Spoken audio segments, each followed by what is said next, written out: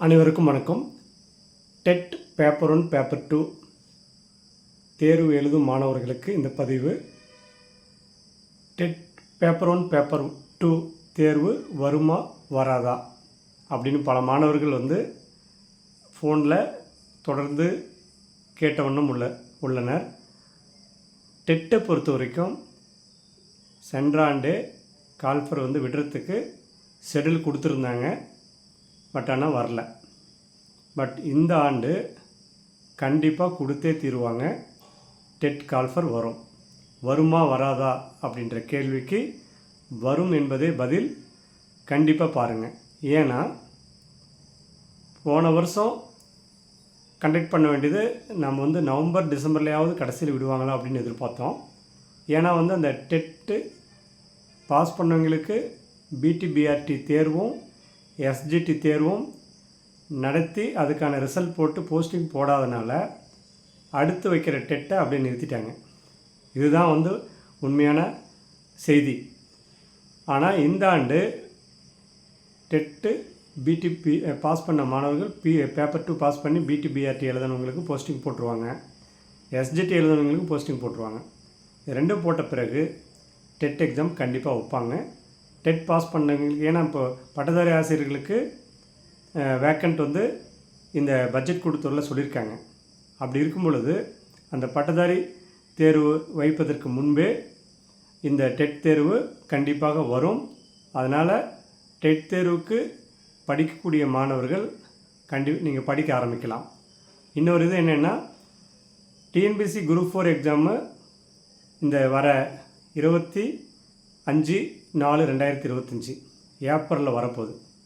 அதே மாதிரி 15/7/2025 TNPSC group 2 வரப்போகுது. குரூப் 1 ஏப்ரல் 1ன்னு சொல்லியிருக்காங்க. எப்படி இருந்தாலும் அந்த டிஎன்பிஎஸ்சி குரூப் 4க்கும் குரூப் 2க்கும் நிறைய படிப்பாங்க. நீங்களுமே படிப்பீங்க. ஸோ இப்போ அந்த இதுக்கு படிக்கிறது இந்த டெட் எக்ஸாமுக்கு போதுமானதாக இருக்கும். அடிஷ்னலாக நீங்கள் என்ன படிக்க வேண்டியது வரும்? இங்கிலீஷும் அதே மாதிரி சைல்ட் டெவலப்மெண்ட் அண்ட் பேத்தாலஜி, இந்த உளவியலும் நீங்கள் அடிஷ்னலாக படிக்கணும். அவ்வளோதான். மீதி 90 மார்க், மொத்தம் 150 மார்க் அப்படின்னா அதில் 90 மார்க் டிஎன்பிசிக்கு படிக்கிறது உங்களுக்கு பயனுள்ளதாக இருக்கும். இந்த 60 மார்க் மட்டும் எக்ஸ்ட்ரா நீங்கள் படிக்க வேண்டியது வரும். அது கால்ஃபர் கன்ஃபார்ம் ஆன பிறகு படிக்கலாம். மற்றது நீங்கள் இந்த டிஎன்பிசி குரூப் 4க்கு தொடர்ந்து நல்லா படிக்க ஆரம்பிங்க. குரூப் 2 அடுத்து வருது. டெட் வரப்போ நம்ம ஒன்ஸ் இப்போது 2001, 2, 3 என்கிட்ட படிக்க வர ஸ்டூடெண்ட்டு டிஎன்பிசி, அதாவது யூஜி டிஆர்பி வருவாங்க. அப்புறம் பிஜி உடனே கிடச்சி போயிடுவாங்க. 2001 to 2006 வரைக்கும் டிஎன்பிசி பேன் பண்ணியிருந்தாங்க. 2006-7 தான் மீண்டும் டிஎன்பிசி வந்தது. அதுக்கடுத்து 2007 வரைக்கும் யூஜி டிஆர்பி பிஜி டிஆர்பி இருந்தது. 2008, 9, 10 டிஆர்பி இல்லாத சீனியாரிட்டி போட்டிருந்தாங்க. அப்புறம் மீண்டும் 2011 டெட்டு கொண்டு வந்திருந்தாங்க. டெட்டுன்றது 2011 தான் வந்தது. 2011 டெட் பாஸ் பண்ணால் அத்தனை பேருக்குமே போஸ்டிங் வந்தது. 17,000 சில்லற. 2012 18,000 சில்லற. 35,000 பேர் இந்த 2011 2012 போட்டாங்க. 2013 இது வரைக்கும் டெட்டு பாஸ் பண்ணுவீங்க நிறைய பேர் டிஎன்பிசி எக்ஸாம் எழுதி பாஸ் பண்ணி கவர்மெண்ட் வேலைக்கு போயிட்டாங்க. இதையே காத்துட்டு இத்தனை 12 வருஷம் போஸ்டிங் இல்லாத வீட்டில் இருக்க முடியாது இல்லையா? அந்த மாதிரி இந்த டெட்டு படிக்கிற மாணவர்கள் டெட்டுக்கும் படிங்க, டிஎன்பிசிக்கும் படிங்க. டிஎன்பிசி கிடச்சி உள்ளே டெட்டுக்கு வரப்போ எழுதி அடுத்து இன்னொரு எக்ஸாம் எழுதி போஸ்டிங் கிடைக்கிறப்ப அதில் கேன்சல் பண்ணிட்டு போயிட்டே இருக்கலாம், ரிசைன் பண்ணிவிட்டு. அதனால் போஸ்டிங் கிடைக்கிற வரைக்கும் எந்த ஒரு போஸ்டிங் வந்தாலும் விடக்கூடாது.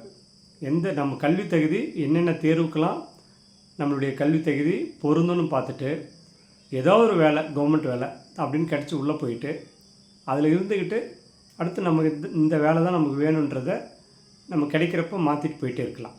அந்த மாதிரி முயற்சி பண்ணுறவங்க ஒருத்தர் இல்லாத கவர்மெண்ட் வேலைக்கு ஈஸியாக வந்துடுறாங்க. சில பேர் பிடிவாதமாக நான் டீச்சர் தான் ஆவேன், அந்த எஸ்ஜிடி எழுதி இந்த இடைநிலை ஆசிரியராகவும் இல்லை பட்டதாரி ஆசிரியராகவும் முதுநிலை ஆசிரியர்னு இருக்கிறப்போ நாட்கள் நிறைய போயிடும். அதனால் நீங்கள் நினைக்கிறது தப்பு இல்லை. பட் அதே போஸ்டிங் போகிறதுக்கு இப்போ ப்ரைவேட் ஸ்கூலில் ஒர்க் பண்ணுறோம், ஒரு நல்ல சம்பளம் வருது, ஒன்றும் பிரச்சனை இல்லை, அதுக்கடுத்து இது கிடைச்சா போகலான்னு நினச்சா நீங்கள் ஒர்க் பண்ணலாம்.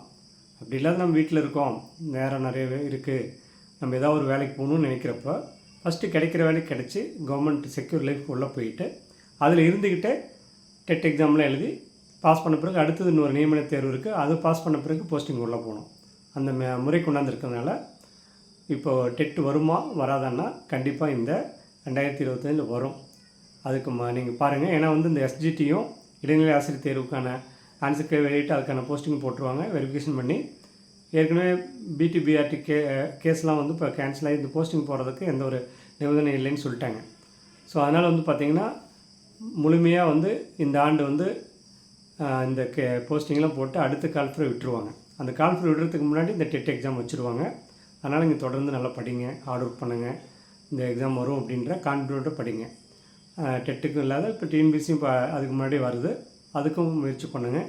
அது எழுதி கிடைக்கலனா கூட நம்ம எழுதும் போது ஒரு அனுபவம் கிடைக்கும். இதில் இருக்கிற மிஸ்டேக்ஸ் எல்லாம் எப்படி நம்ம பண்ணியிருக்கோன்றதெல்லாம் தெரிஞ்சுக்கிட்டு அடுத்து இந்த எக்ஸாம் எழுதுகிறப்ப நல்லா ஸ்கோர் பண்ணி ஈஸியாக பாஸ் பண்ணிவிட்டு அடுத்த நம்ம டெட் பாஸ் பண்ணால் தான் ஃப்யூச்சரில் இப்போ ப்ரைவேட் ஸ்கூலில் போய் ஒர்க் பண்ணாவே இருந்தால் தான் முடியும் அப்படின்றத ஜியோ ஏற்கனவே பண்ணியிருக்காங்க. ஸோ அந்த மாதிரி இருக்கும்போது டெட் பாஸ் பண்ணி வைங்க. அடுத்த நியமன தேர்வுக்கு ஈஸியாக வந்துடலாம். ஏன்னா இப்போ டெட் பாஸ் பண்ணவங்க மட்டும்தான் நியமன தேர்வு எழுத முடியுன்ற நிலை இருக்கிறதுனால அது பாஸ் பண்ணியே தீரணுன்ற நிலை வந்துருச்சு. அது வர்றப்போ படிக்கிறத விட இப்போ இருந்து படிக்க ஆரம்பிங்க. அதுதான் நான் வந்து டெட்டுக்கு மட்டுமே இல்லாத டிஎன்பிசிக்கும் படிங்க. அதுக்கு எழுதுங்க, கிடைச்சா ஓகே, கிடைக்கலன்னா இது வர்றப்போ ஈஸியாக இதில் எழுதி பாஸ் பண்ணிடலாம். ஓகே, அடுத்த ஒரு பதிவில் சந்திப்போம். அதுவரை உங்களிடம் விடைபெறுவது யூனிக் அகாடமியின் சேர்மன் ஜெய கோவிந்தராஜ். நன்றி, வணக்கம்.